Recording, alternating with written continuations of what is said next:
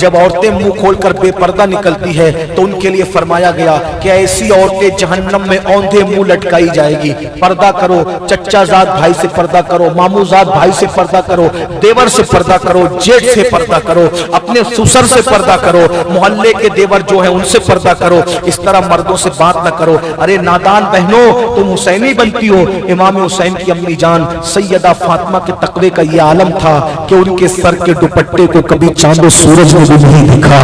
جس کا آنچل نہ دیکھا مہو مہر نے, اس ردائے نزاہت پہ لاکھوں سلام. آج بیٹیاں شادی میں بے پردہ چلی, ولیموں میں بے پردہ چلی. یاد رکھنا, عورتوں کو جہنم میں اوندھے منہ لٹکایا جائے گا جو پردہ نہیں کرتی, بے پردہ گھومتی ہے. میری بہنوں, اپنی حال پہ رحم کرو. اللہ کے عذاب کو نہ تم برداشت کر سکتے ہو نہ ہم برداشت کر سکتے ہیں. اس لیے خدا کے لیے پردے کی پابندی, حتیٰ کہ اپنے پیروں سے بھی پردہ کرو, اپنے اماموں سے بھی پردہ کرو, تعویذ والے باباؤں سے بھی پردہ کرو. میں تمہارے بھولے پن کو کیا نام دوں؟ اتنے نادان بنتے ہو کہ تم تعویذ لینے جاتی ہو. یہ تو اللہ والے لوگ ہیں, ان سے کیا پردہ کرنا. یہ تو پیر صاحب روحانی باپ ہے, ان سے کیا پردہ کرنا. یہ تو مولانا, ان سے کیا پردہ کرنا. ایک جملہ کہہ کے قصہ ختم کرتا ہوں.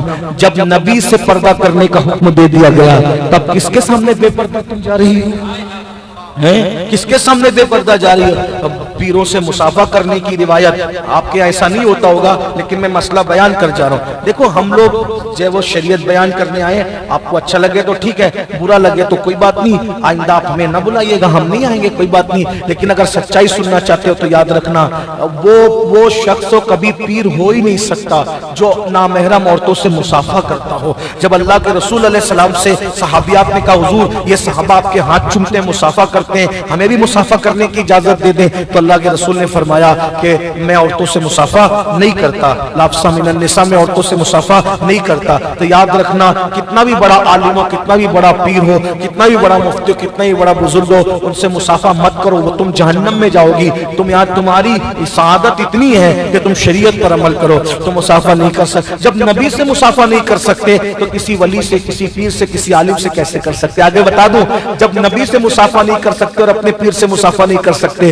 تو چوڑی پہننے کے لیے چوڑی والے کے ہاتھ میں ہاتھ کیسے دے سکتے ہیں؟ مہندی لگانے کے لیے مہندی والے کے ہاتھ میں ہاتھ کیسے دے سکتے ہیں؟ دلہنے مہندی لگانے کے لیے کلب تک جا رہی ہے, چوڑی پہننے کے لیے کلب تک جا رہی ہے. استغفر اللہ. سوچو ذرا, جب نبی کے ہاتھ میں ہاتھ نہیں دے سکتے, ولی کے ہاتھ میں ہاتھ نہیں دے سکتے, تو کسی کافر, کسی مشرک, کسی فاسق, کسی فاجر کے ہاتھ میں مہندی لگانے کے لیے, چوڑی پہننے کے لیے ہاتھ کیسے دے سکتے؟